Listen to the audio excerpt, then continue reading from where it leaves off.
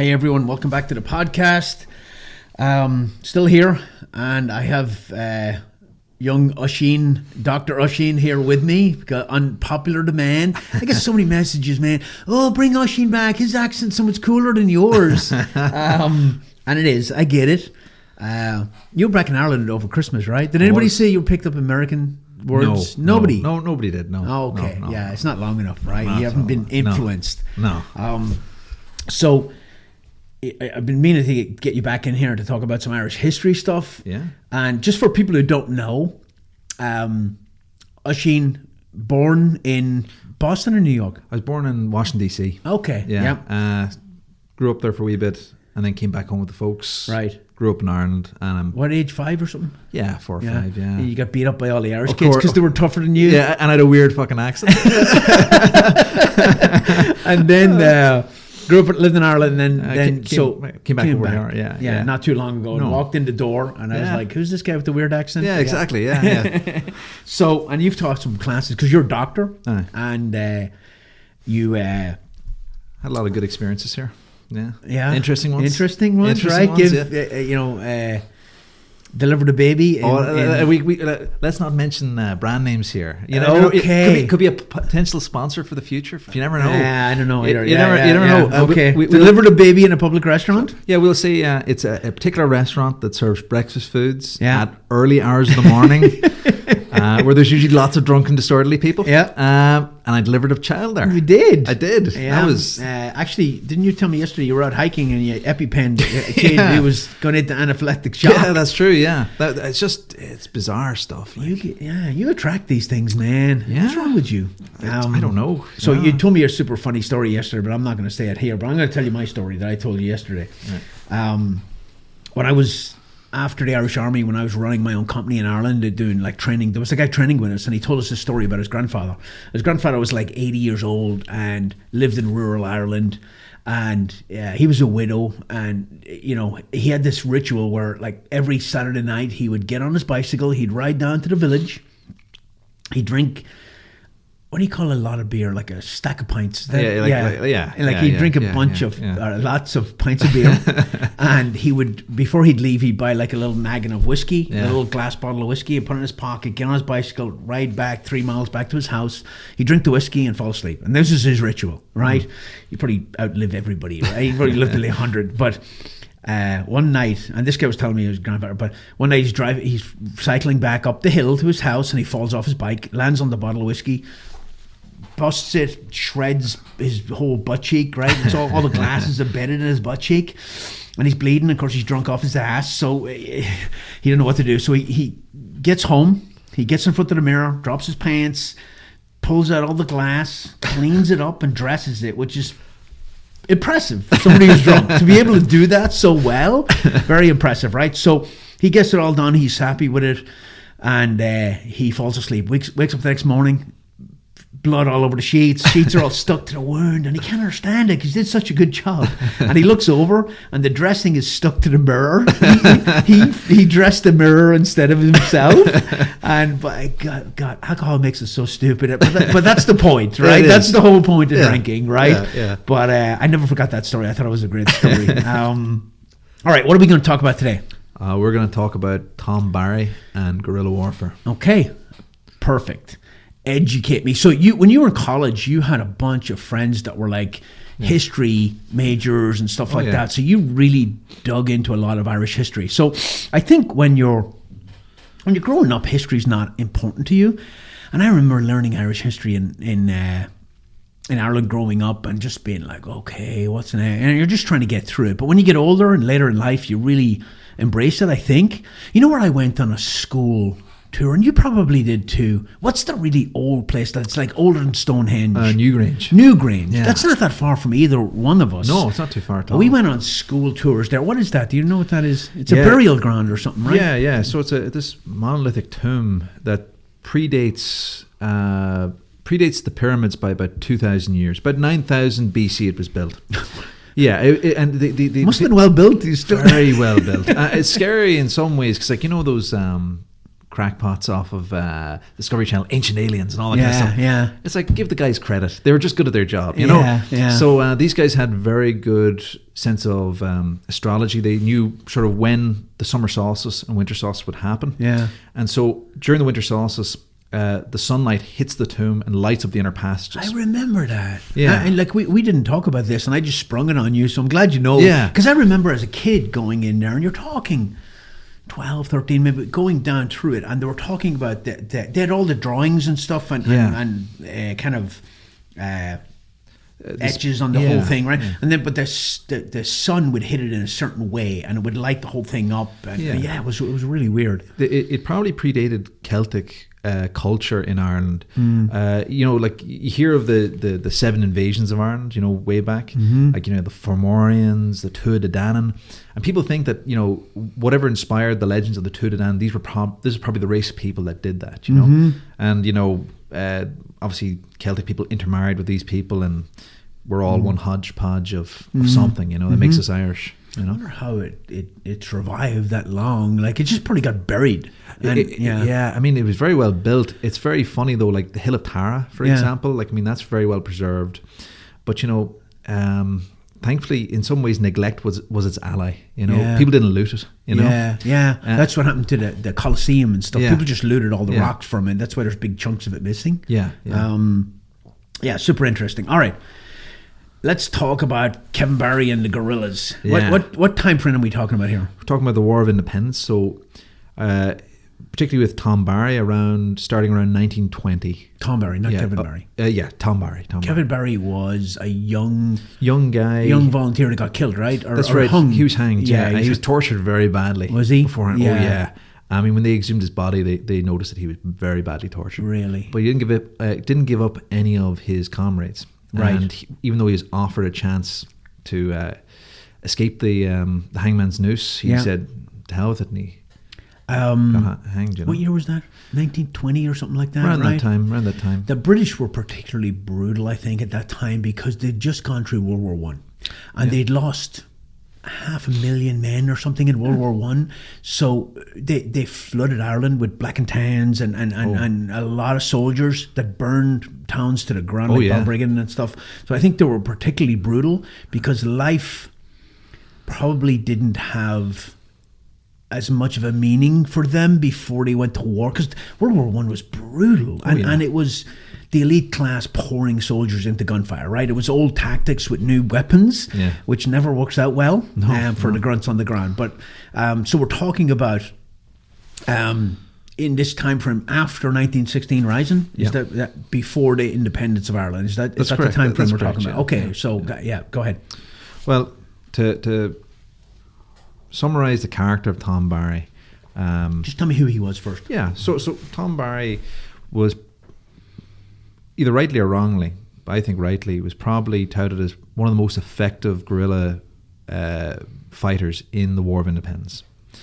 He utilised tactics that formed the basis of guerrilla warfare instruction for generations to come. His writings in his own autobiography book, Guerrilla Days in Ireland, is studied from people like Ho Chi Minh studied this, people in Sanders studied this, and people in West Point studied this.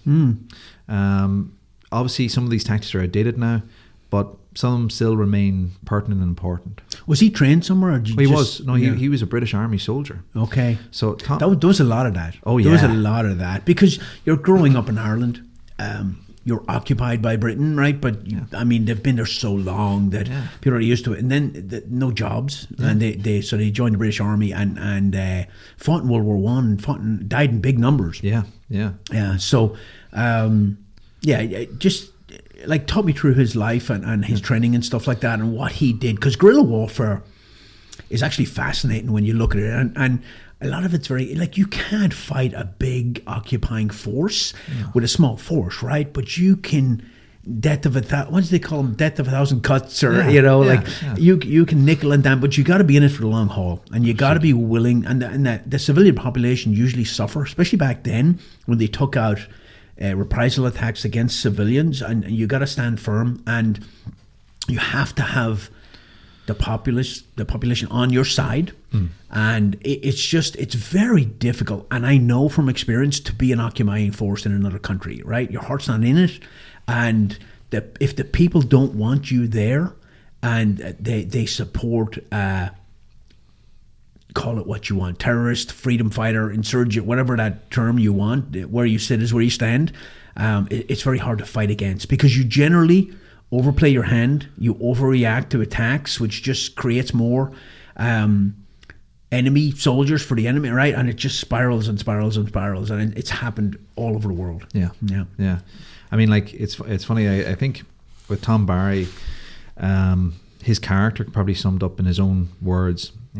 Just to quote him, they had said I was ruthless, daring, savage, bloodthirsty, even heartless.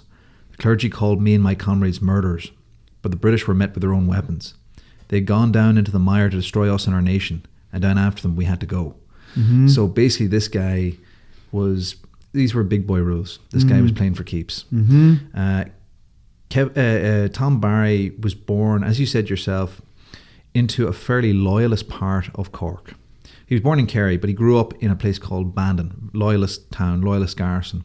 His father was an RIC inspector.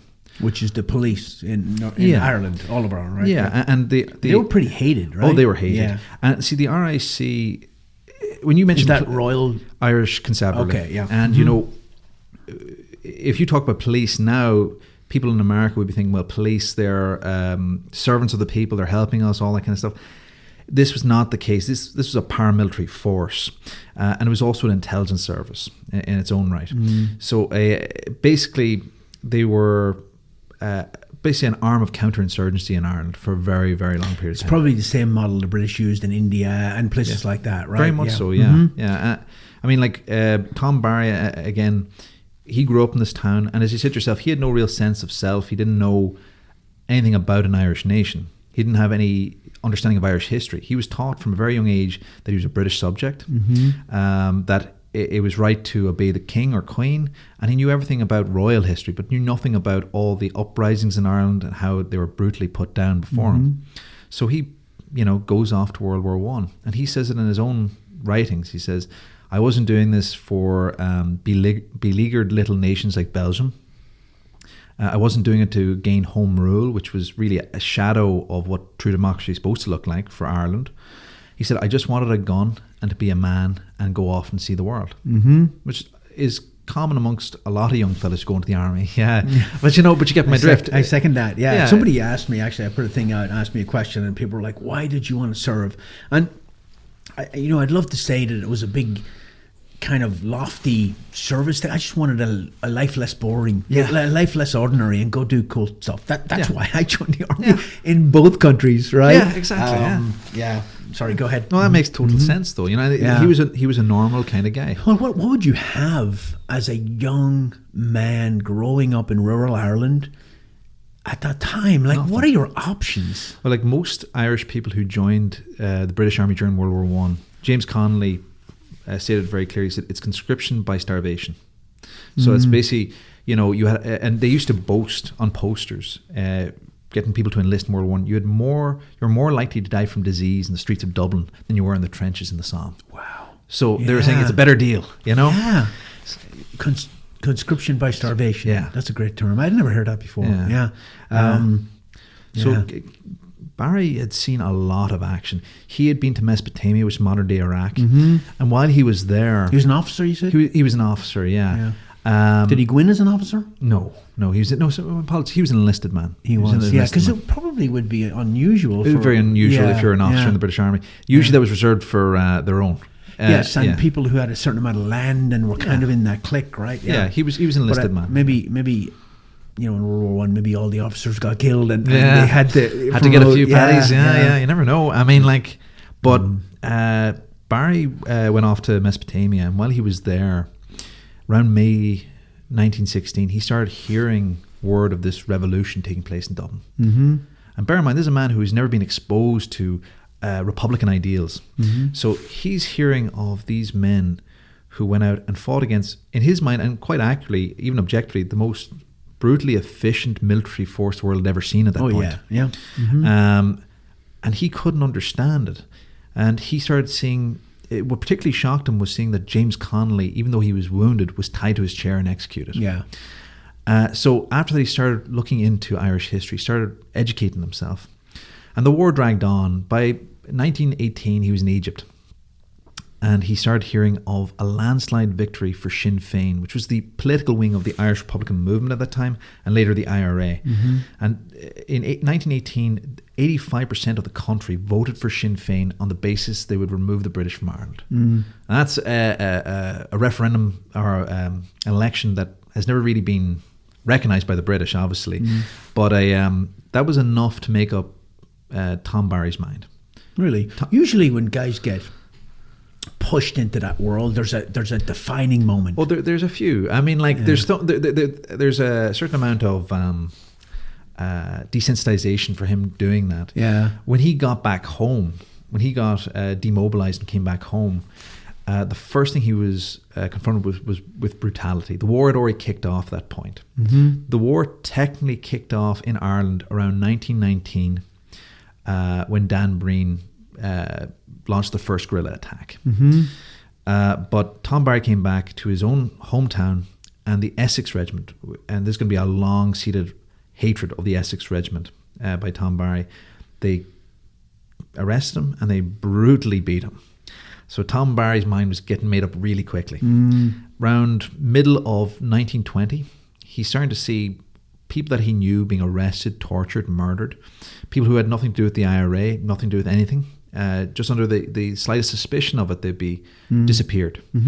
So Tom Barry made up his mind. He joined the 3rd West Cork Brigade of the IRA and very quickly started commanding it. Very quickly he started bringing in his own ideas, because he, being wed into that system of the British Army, he understood its vulnerabilities and realised obviously the vulnerabilities and the weaknesses that a smaller group of men who are not very well trained and don't have a huge amount of arms at their disposal have. So he focused on creating a flying column, which is a large guerrilla mobile unit, kind of similar to in the Boer War with the commandos. Like a strike force. Strike force, yeah, hit and disappear. Yeah. Now, you have to understand what he was up against. So Cork was a special military area. Kind of like special military operations, as you hear today, they get more special by the minute. Like, I mean, people don't want to admit they're in a war. The British definitely didn't want to admit they're in a war, because they just won all the way until recently. Until recently, absolutely, yeah. I mean, like, they'd won World War One, and all these other empires had collapsed. And yet they're starting to see, well, we've won, but we're starting to lose our empire in Ireland. Well, there was a lot of revolution happening, Russia and all that, because people were very... The lower kind of working class were getting very disillusioned with the up until that point, the world was ruled by dictators and royalty, and there were, World War One really opened people's eyes, because they just poured them in with no regard for life at all, right? Over the top, into the machine gun fire, ridiculous. So I think there was a lot of sentiment about revolution came out of World War One, right? I'm wondering why, like, when after World War One, he got out of the British Army and went home, right? And then the British Army basically made his mind up by their actions. They did, yeah. And I mean, like... he had probably seen a lot of violence. He'd probably been a little disillusioned by it, but he probably had some sort of loss of sense of purpose when he came out of that position in war and went back, and you're a nobody. And he probably wanted something to believe in, something to chase and work at. And then it's easy when he gets rolled up and tortured. Man, now it's done. Now it's all on. And being able to think like the enemy, that's a classic guerrilla force, right? You look at your enemy and you go, okay, we're going to do this, and they're going to do this, because I know what they're going to do, because I worked for them for years. And then we're going to counter it with this. And that's why he rose up through the ranks so quickly, because nobody else really knew the inside workings of the British Army like he did, or very few of them did. Very few of them did. It's interesting though. I mean, like, there's the scenario that he found himself in, just to illustrate how brutal it was, right? So you had regular British troops, like the Essex Regiment, who also actually had their own torture detachment in them to interrogate people. Yeah, bad boys. You had Black and Tans, and you had the Auxiliary Division. Now, the Auxiliary Division was created for Ireland. It was being touted as basically the special force of their day. They were the elite, and they were the precursors of the commandos and the SES. The idea was, and there's a propaganda element to this as well. These people are so well trained, they're a cut above the regular soldier. There's not a possibility you could defeat them. They have the best armaments, they have telecommunications, they have armoured cars. And basically, the odds, if you were a betting man, you'd say the British are going to mop the floor with them. And to give you an idea of what the overall British sensibilities were towards the Irish population in Cork, a very nasty individual by the name of Smith was in charge of the RIC. He'd been brought in there. He was a military man. He was brought in. Again, they're not at war. There's a police issue. So Colonel Smith said, if people come approaching you with their hands in their pockets, shoot and shoot with effect. You may kill innocent people. Mistakes may be made, but that is to be granted. You will not be featured in any inquiry. The more you shoot, the better I will like you. I saw it on YouTube. Yeah. There's a video on YouTube of him in a training video saying that. Where, and he's a bad man. And he got later in the story, he gets what's coming to him. He does. Okay. He does. I mean, just on another tangent that we usually do here, basically, Sandow Donovan, a very prominent member of the Cork IRA, after he gave this order to the RIC men, he tracked him down to his country club that he was having dinner in. He walked in, aimed his gun at him and said, "Your orders were to shoot on sight. You're now in my sights. Prepare to die." And riddled him. Wow. Yeah. Of course, they're blaming everything at that time on Dan Breen, another very prominent Irish. I've seen videos of him on YouTube too, in the 60s, talking about killing people and stuff, and he was like, "I have no regrets." Exactly. He's like, he's what do you say again? I make no apologies to any man or God. I know, but it's so funny to see a video of a guy interviewed, because it seems so long ago, like the War of Independence, and it's 100 years ago, right? But in the 1960s, then he was probably in his 60s, right? Because they were all young men. But it's so weird to have those guys sit down and talk about their experience. It's fascinating. But I saw a video, and I think it was a training video of the British Army, where he was saying that. He was saying, if somebody approaches you with their hands in their pocket, just shoot them. And if you shoot innocent people, so be it. And I will never inquire. I will never ask. You'll never be prosecuted. Giving orders like that to combat veterans to go over, and that was the auxiliaries. And also, to be honest with you, regular RIC were just as bad. They just weren't as well trained. Talk about the Black and Tans for me, because that's a very a lot of people have heard the term. And first of all, where did the name come from? From their mismatched uniforms. Right. They had khaki and then brown. And you know why that was? Basically, there was a shortage after World War I. Just shortage of uniforms. They were well trained soldiers. They were World War I veterans, right? They were. Now, people have said that they were took them out of prison and they were prisoners, but that's not true. They were World War I vets that had no jobs. Right? And basically they'd had to, very similar to the auxiliaries, they had to serve on more than one front. They had to have had a certain amount of commendations. So basically, they were very well trained, and they also had a lot of experience in killing people. Yeah, but not in the theatre of Ireland, right? War is different. Counterinsurgency is different than all-out war in the trenches. And they probably did not know how to handle it, and they probably overreacted, like they always do, like we always do, and made it. Escalated it, I imagine, like burning towns to the ground. What do you think is going to happen? And they did that throughout this story of Tom Barry. They do this. I mean, one thing I would say about the auxiliaries, and there's some people who make apologies for them, like, they're. I was like, there's a point where you have to draw a line. I mean, like, if anyone is interested in looking up Irish history, look up what happened to the Loughnane brothers, two young guys who were suspected of being members of the IRA. They get kidnapped by the auxiliaries. They get brought to a house. They get tortured. Now, what we can tell is from their autopsies, they chopped off their fingers, they carved the insignia of their unit into their bodies, They dragged them behind their cars for miles. They executed them by putting grenades in their mouths and detonating them. Jeez. And then they set them on fire and dumped them in a lake and said they were trying to escape. We shot them in the back. Wow. You know? Yeah. So, I mean, like, they know murder, but they don't know crime. They don't know how to get away with it, I guess. Know, you know? right, yeah. But, so, I mean, there's no accountability by the British government, right? Obviously not. Yeah. No, and I mean, like, bear in mind, this is their elite unit. And the way that the scene is set is this is an elite unit. And ultimately, they're fighting against a bunch of criminals, terrorists, whatever. Now, basically, Tom Barry understood the importance of propaganda. And he understood how damaging it is to have this idea of an invincible unit going in and killing people as they may. So he planned a massive ambush to totally upset that narrative. And that would be known as the Kilmichael ambush. Now, he had about 36 soldiers, 36 volunteers, IRA volunteers. And it was about 2 lorry loads of auxiliaries, about 18 soldiers there. And he waited till they got into a very desolate part of Cork called Kilmichael. It wasn't the ideal ambush site because there wasn't a great evacuation plan from there, but he knew that's where they'd be least expecting them.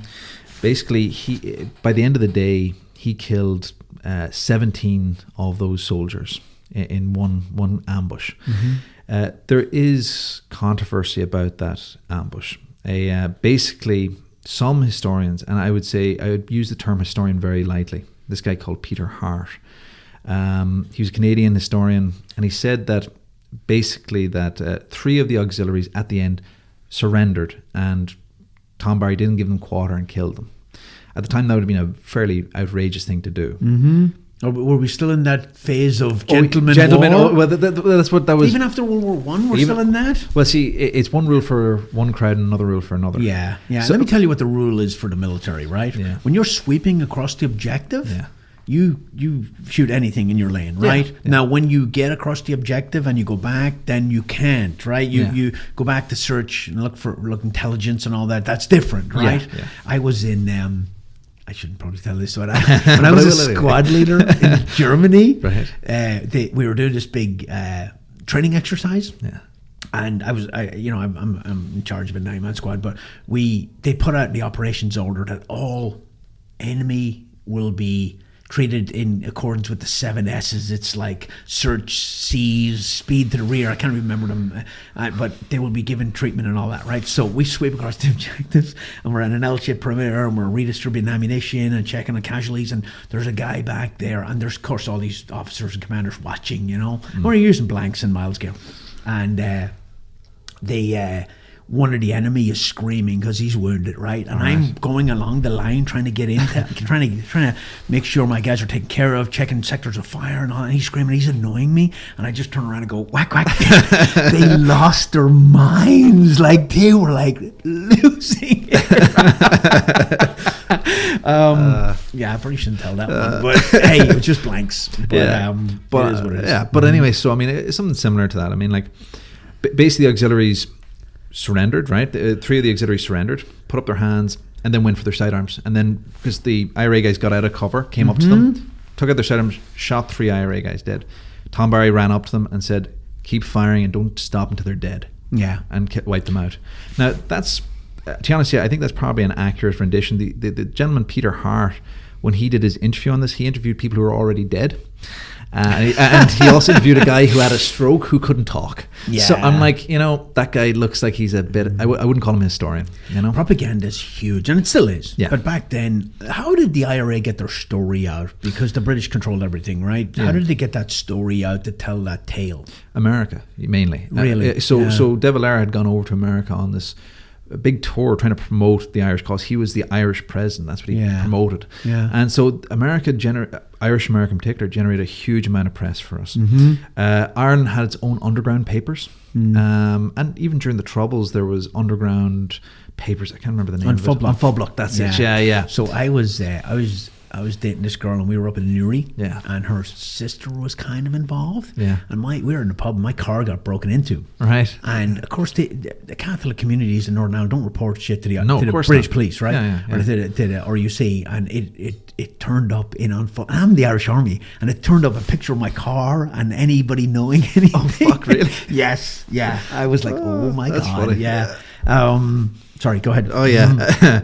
But anyway, so I mean, like, the propaganda element of this was massive. Yeah. Now, the British tried to downplay how many people died in that and everything else, but they're bringing all these coffins draped in Union Jack back into Bandon. Yeah.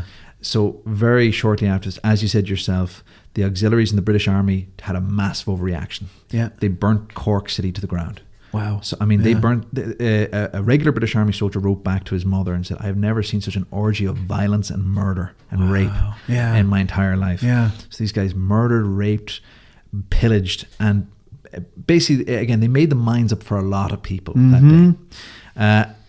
Very quickly after this, it became a city under complete and utter martial law. And it was headed up by the Essex Regiment, by a guy called Percival. He's actually kind of important in World War II history as well. And it's an interesting point. When he was captured by the Japanese in World War II, he handled that very poorly, right? He was captured by the Japanese, and the Japanese band played The Boys of Kilmichael just to antagonize him. Yeah. Wow. Yeah. Damn. Yeah.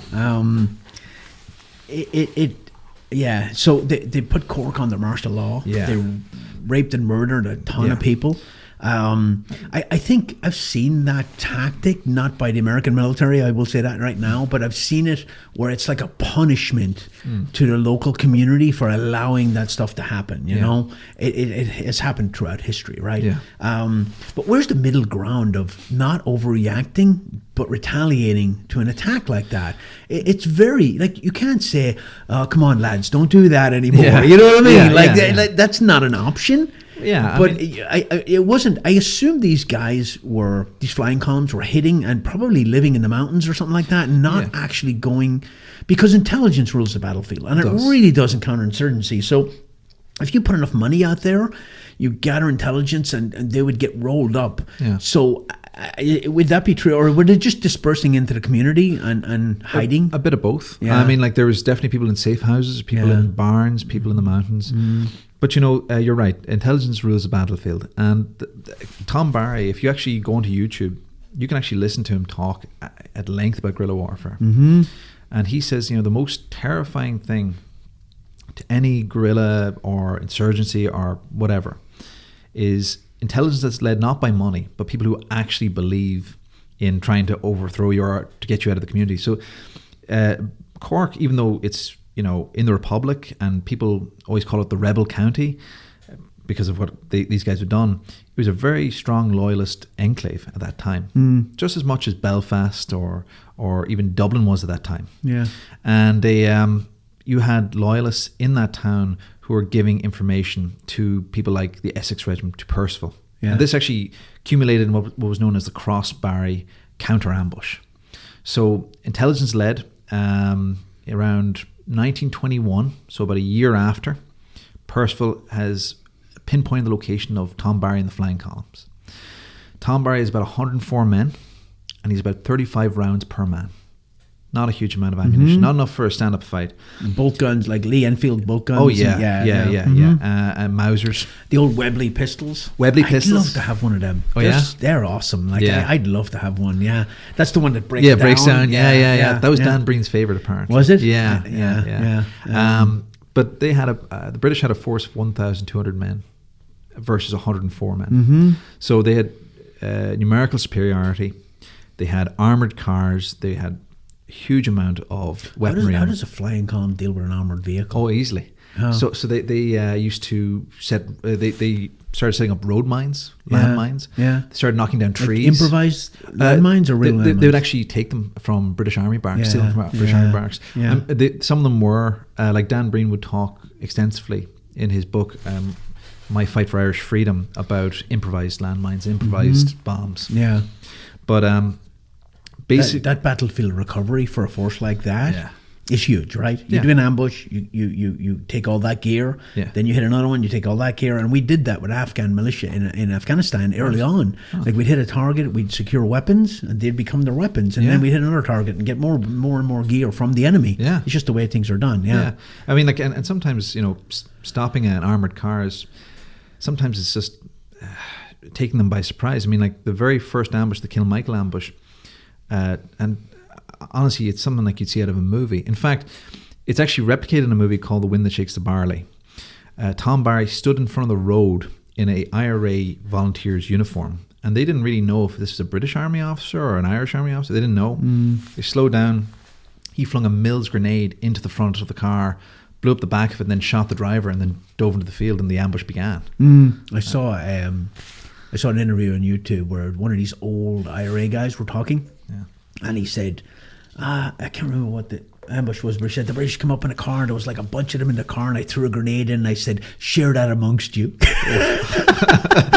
What a great phrase. I think I told you this the last time, but when I was in the Irish Army in the infantry, we fired shots over the grave of old IRA guys from way back that were like dying off at that time. Like we did full military honors, which seems very, very strange. It does, But to go in against the superior force like that, I mean, that takes some cojones, man. To go in there and know that if you're captured, you're done. And you'll be tortured and murdered, right? And hung or whatever. Well, like Tom Barry always said, like with 100 guerrillas, you can achieve most military objectives. But he said, the stakes were so high for these people, particularly with the Essex Regiment. They had, as I said earlier on, they had a torture detachment. One of his, I think it was the OC at the time.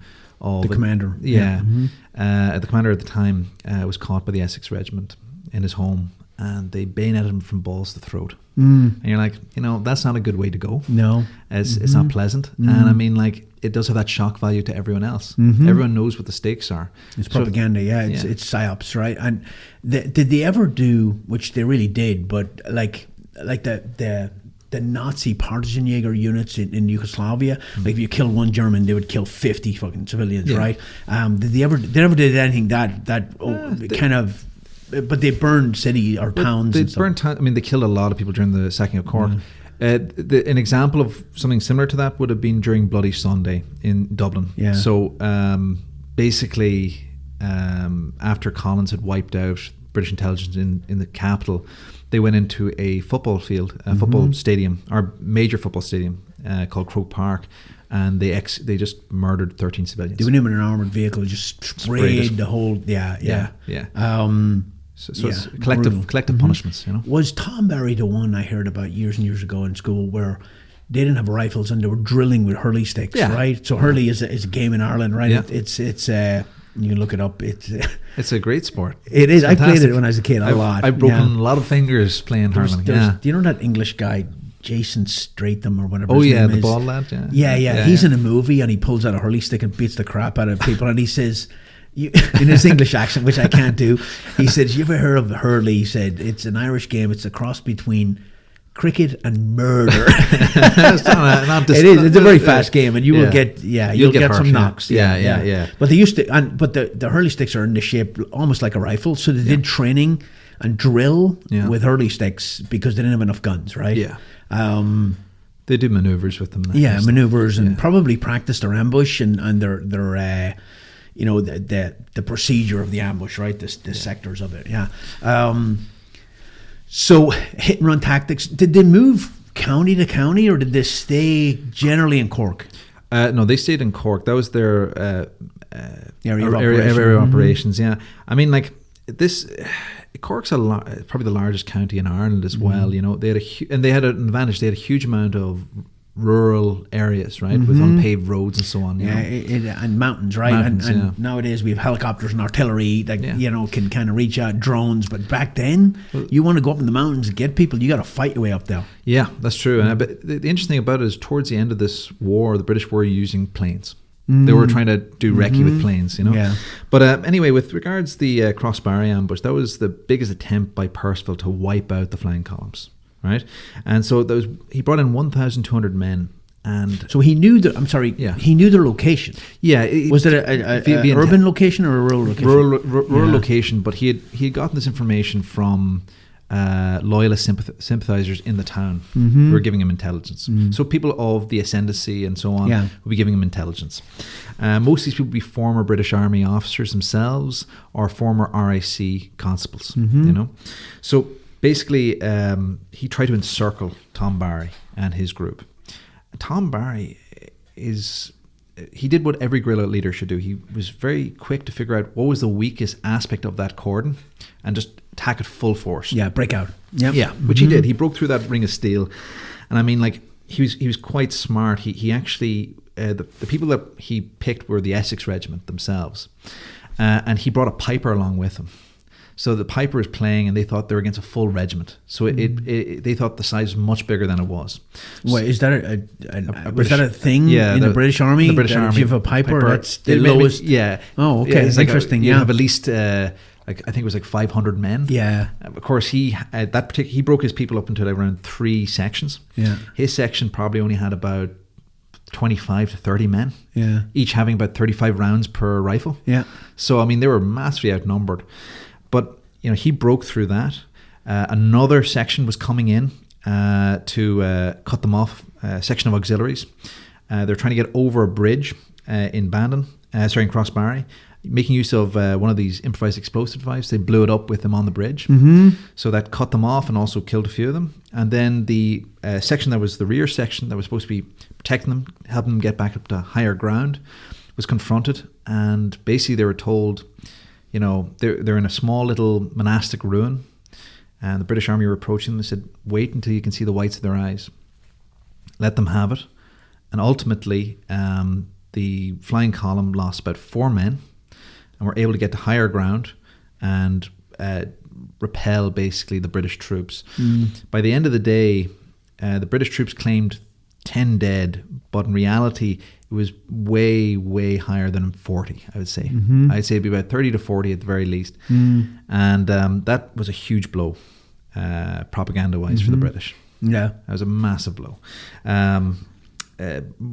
Basically, it showed that these people that they'd been portraying as bandits, as untrained, uncouth peasants, basically, were killing off people that they were touting as an elite fighting unit. Right, you know? Did the flying columns stick to military targets? Did they ever attack British that were like landowners and stuff like that? And they talk about that a little bit. Yeah, I mean, like, so they didn't... the one thing they did, which, you know, is essential in any insurgency, is they wiped out a lot of informants. People always kind of like have rose-tinted glasses towards the War of Independence and the IRA there, and then they have, you know, but the IRA during the Troubles were different. It's like, no, actually, the people in Cork disappeared a lot more people than the North. I mean, and ultimately, it's just what has to be done. It's a very nasty thing about it, but it's true. It's just, it basically, if you allow informants to finger people in the public, ultimately you're going to get a lot of people killed and a lot of innocent people killed as well. So you have to nip that in the bud early on. And they tortured informants, right, to find out what they've been talking about, right? They erred on the side of caution if they weren't even sure, and that's throughout the whole Troubles, right? And it's every insurgency and every war like that ever, right? You're right. There is kind of rose-colored glasses for the War of Independence. It's not the same as the Troubles. It's actually very, very much the same. War's war and killing's killing, you know. And it's horrible, right? But so they killed informants or suspected informants. Did they have a unit, or was it just like the IRA had later on that were dealing with that? There was that element, you know. I mean, obviously, you're not going to, particularly in the War of Independence,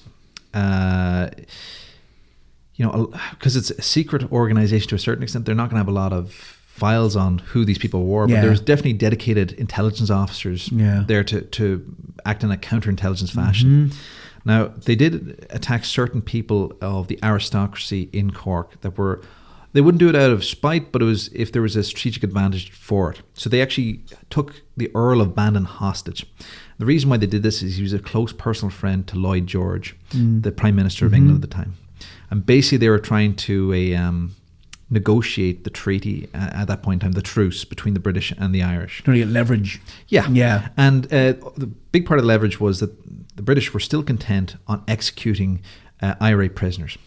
And what Tom Barry said was, if any more of our soldiers get executed, Lord Bandon will be hanged from the nearest telegraph pole. Mm-hmm.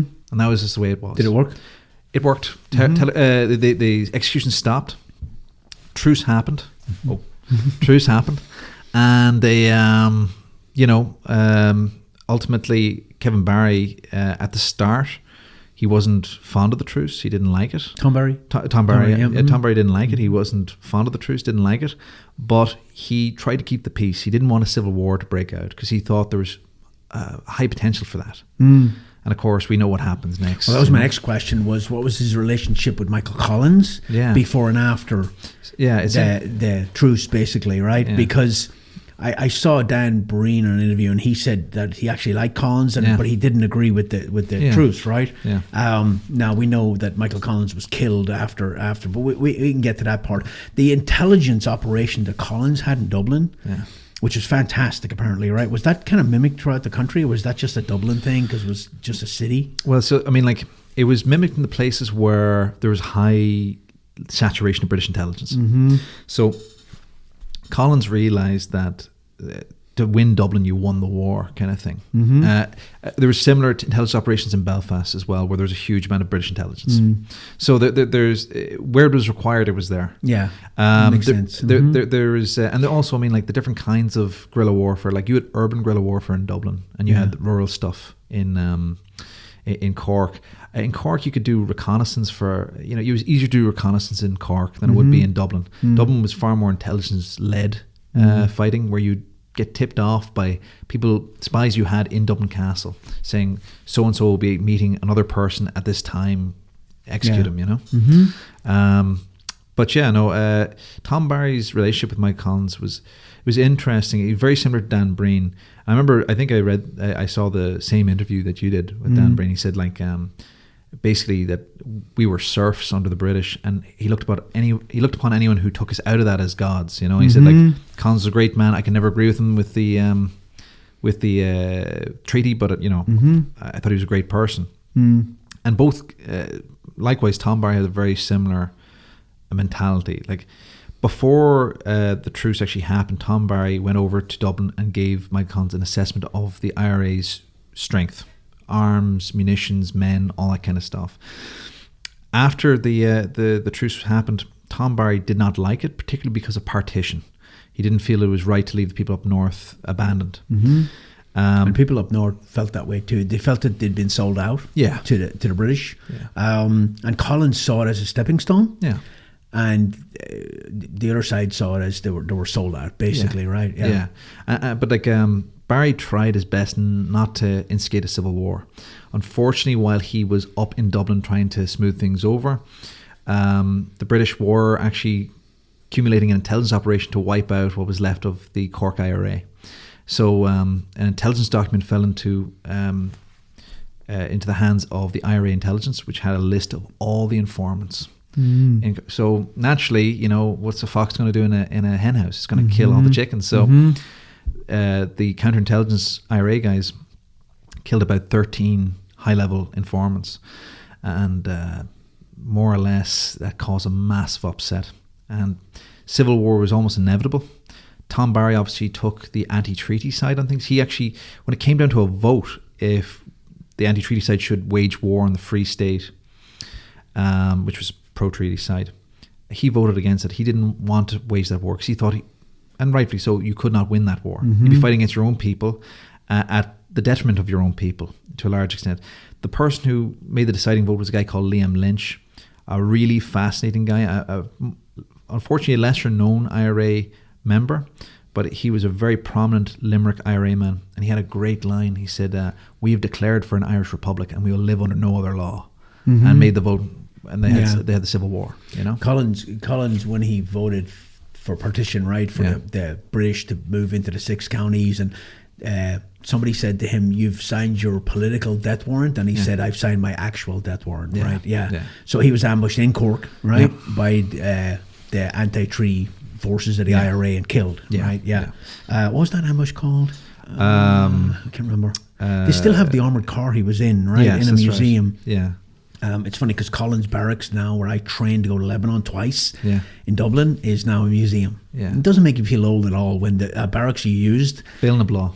It's Ballinabaugh, yeah. That's right, sorry. When a barracks you use is now a museum, right? Yeah, That doesn't yeah. make you feel old at all. But that was an old British Army barracks that really didn't change. That great place for a museum. I stayed there in the accommodation there when I was trying to go to Lebanon, and I was on the third or fourth floor.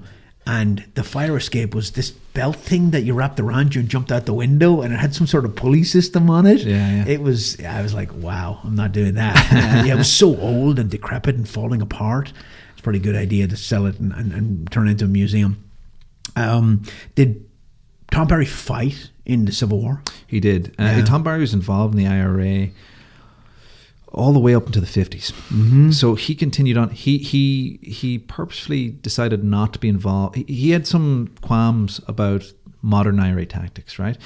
But he was basically involved in some way or another up until the border campaign. And even when the most recent troubles broke out in the 60s, late 60s, 70s, 80s, 90s, he was interviewed about that. Really? He was. And wow. When did he die? he would have died in the 70s. Okay. Yeah. And he very, obviously, clearly a very sharp man.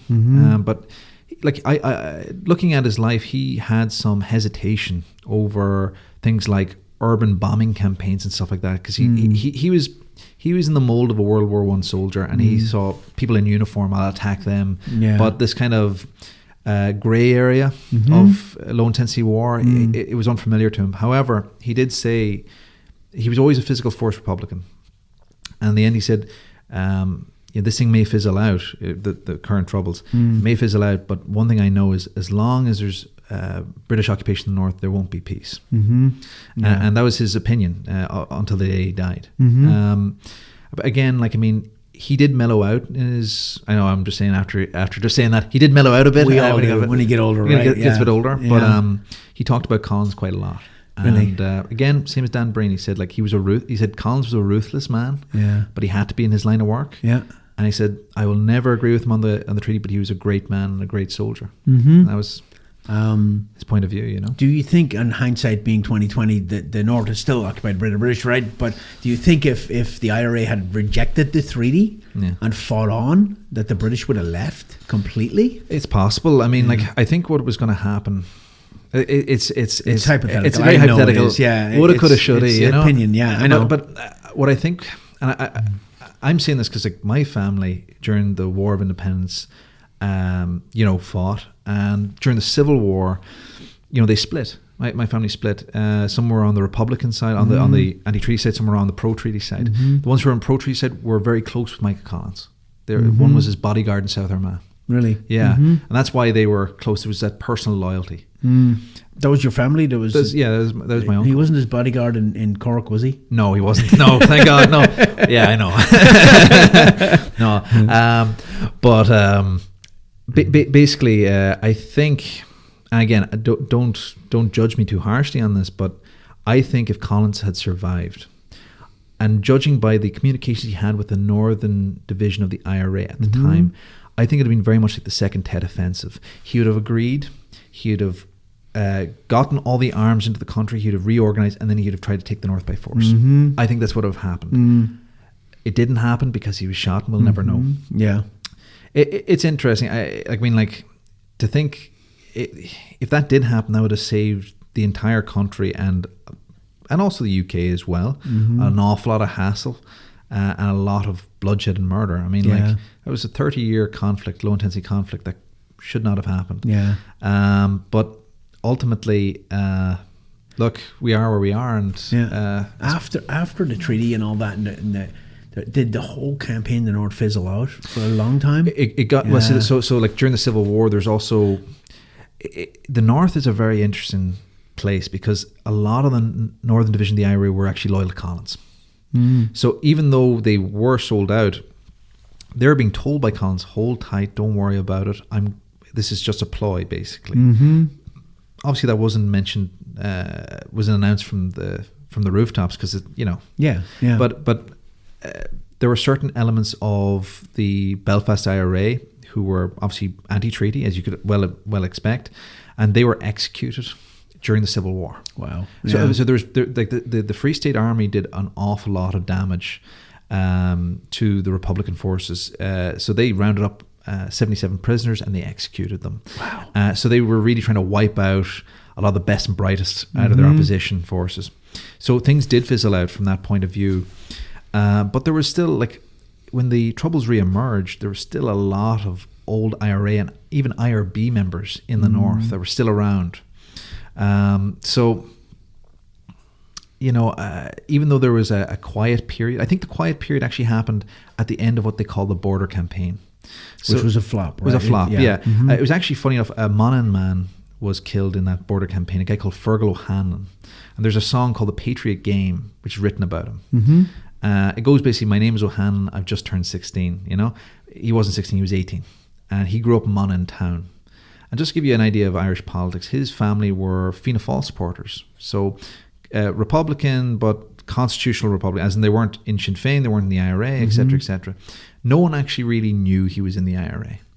A funny story is my uncle, John, played football for the Monaghan Harps, and he couldn't afford football boots, right? So the older boy on the team, which was Fergal O'Hanlon, gave him his boots. Sure enough, 2 days later, he did a raid on an RUC, Royal Ulster Constabulary outpost in the north, and was killed. And again, it was the same kind of idea, like, there's sort of an antiquated way of doing things. He asked the RUC fella to surrender, and they replied by shooting him. Yeah. And they tracked him. He escaped. They tracked him down to another location, executed him in a farmyard. What year? That would have been in the 1950s, That late was part 1950s. of the border campaign. Border campaign, yeah. And you have a huge funeral cortege there, probably one of the biggest ones in Monaghan.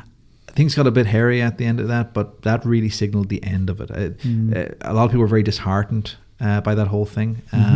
And ultimately as well, the political impetus wasn't quite ready yet.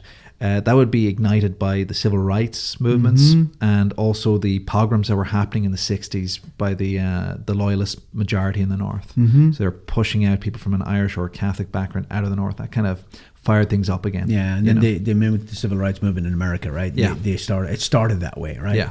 But fascinating. What book do you have there? This is Tom Barry's book, Guerrilla Days in Ireland. Yeah. It's in his own words. Basically, it entails everything from his time in the British military all the way to the Civil War. Is there any movies? You mentioned The Wind That Blows the Barley. Is there any movies that I can't believe there's not more movies about this stuff, because it's very under kind of reported. Like I guess maybe it's just not well understood or something. How is that movie? I saw a movie years and years ago. Did you think that was a good movie? The Wind That Shakes the Barley. Yeah, it was a great movie. I mean, like, that's Cillian Murphy, right? Cillian Murphy was in it. Cillian Murphy was in it. It not only was it good with regards the accuracy in displaying what was essentially the Kilmichael ambush. They don't call it that in the film, but that's what it was. They also underlined how the Civil War unfolded there. Like it was really brutal stuff. It was brother against brother, and it was very not like the Civil War here, where people were separated by states. These are people in their own hometowns. Including my own family. I mean, like they were, even today, they'd be divided on those lines, political lines. Yeah, wow. I mean, some people would hate each other over certain political viewpoints. Man, life's too short. It is. If we're gonna try to do this again, although it won't be actually in this room, but if somebody's going to Ireland on vacation, on holiday, what's one place you would recommend they go see? People ask me this all the time, and I'm like, oh my God, I don't know. For history or for a good time? History. Let's say history first. Right. I'll do a promotion right here. Right. Do it. Okay, so there's a gentleman called Lorcan Collins. He actually has a podcast as well, but Lorcan Collins in Dublin. If you go to Dublin, give me his podcast name and I'll put it in the notes after we're done. I will. So the guy called Lorcan Collins, he does walking tours, 1916 Rebellion walking tours in Dublin. If you go down to Dublin, go down to Grafton Street, there's a bar called International Bar. It's a great bar. You'll have a good time there. Meet him at 11 o'clock. He'll take you around the entire city. He also brings you to Glasnevin Cemetery. You see all the the graves of all the. It's like our version of Arlington Cemetery, and also Kilmainham Gaol, where all the leaders of 916 were executed. So you get a really great sense of the history in Dublin, and you can do. It's hard for people to link up with a guy like that because you don't know if he's a shyster or he's bullshitting, right? But if you're recommending him and he knows his stuff, it would be. Yeah. I've been to a lot of places in my life, and you cannot replace getting a tour by not. Like I was in the Coliseum one time. Yeah. I've been in the Coliseum a couple of times, and of course it's cool, and you're looking, and then there was a tour going on, so I started eavesdropping, and the stuff that guy was telling was fascinating, stuff I'd never heard of, you know. Yeah. So it's definitely worth getting a tour from somebody who really knows. I actually like walking tours. They're just better. No, I might have to do that with myself next time we get back there. Definitely, if I get back there. Yeah.